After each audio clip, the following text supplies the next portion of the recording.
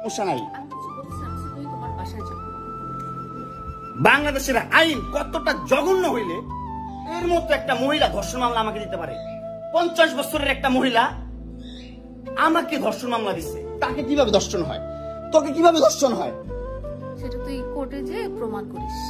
Court তো তোর কে না, তোর বাপের না কোর্ট? তোর বাপ আর্মিতে, তোর ভাই আর্মিতে, তোর জামাই আর্মিতে, তোর 2টা জামাই আর্মিতে।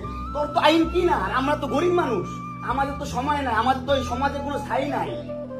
আমরা তো সমাজের ময়লা আবর্জনা, আমরা এই সমাজে। আর তোরা হচ্ছিস সমাজের অনেক উচ্চমানের মানুষ, অনেক ক্ষমতাবান মানুষ, এই জন্যই নাকে দড়িটা ঘুরাইতেছিস আমাকে, তুই বুঝছিস? হ্যাঁ, বিএমডব্লিউ নিয়ে যোগ্যতায় চালাই, তোর টাকা দিয়ে চালাই না, যোগ্যতা চালাই, কামাই করে চালাই। হ্যাঁ, বড়লোক হইতে পারবো না? কোথাও লেখা আছে গরিবরা বিএমডব্লিউ চাইতে পারবে না, গরিবরা বড়লোক হতে পারবে না? কোথাও লেখা আছে? হ্যাঁ, কোথাও লেখা আছে? নাহলে ওই মেয়েদের বাসায় যাও, নাহলে নরসিংদীতে যাও, যেখানে যাচ্ছিলে সেখানে যাও। তোমার কাপড় চোপড় নিবা? অবশ্যই নিব। দাও, ব্যাক করে দাও।